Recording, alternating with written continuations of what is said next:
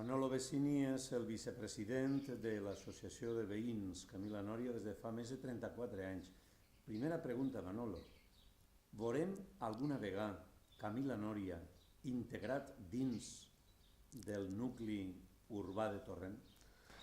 Bueno, en el nucli urbà ja està. En el plan general ja m'ho reconeix des de l'any 1992. Però sí que és de veres que n'hi ha una muralla que ens divide del poble de Torrent i entonces això és una ciutat sin ley.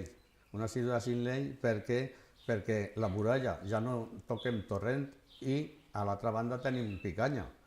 Això és una isla que s'ha convertit, que estem atrapats per tots els puestos, però així per el metro, a 800 metres se la ve a la Camp València i un quilòmetre un poc més en l'autovia de Torrent.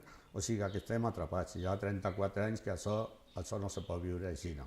Confieu en l'associació de veïns que el nou govern i els nous plans que tenen pensats per al safranar vos puga millorar la situació? Mira, nosaltres ja ens han enganyat tantes voltes que sempre l'eslògan que nosaltres diguem és «hasta que no vegem les màquines treballar no se creguem res», perquè tot han sigut promeses tant del PP, del PSOE i de tots, i així no fem res.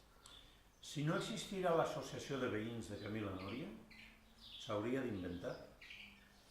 Si no, això hauria sigut, com ha dit abans, una isla gala o una ciutat sin ley, o comanches, índios i tot això.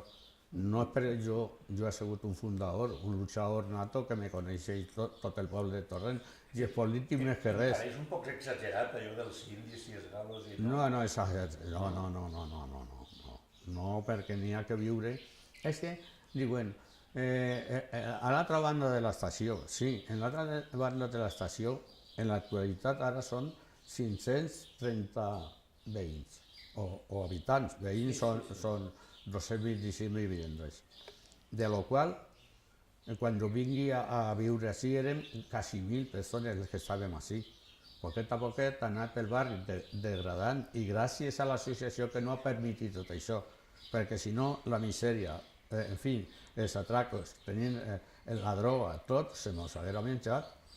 O sigui que sí, és de veres que si no haguera existit, el barri tenia que haver inventat alguna cosa. A més de la reivindicació, que ja sabem que és molt allargada en el temps, l'associació promou altres activitats i hauries de fer-nos una pinzellada de quin tipus d'activitats esteu ara tirant endavant. L'associació avui en dia té els dilluns cant de rondalla, cançons populars.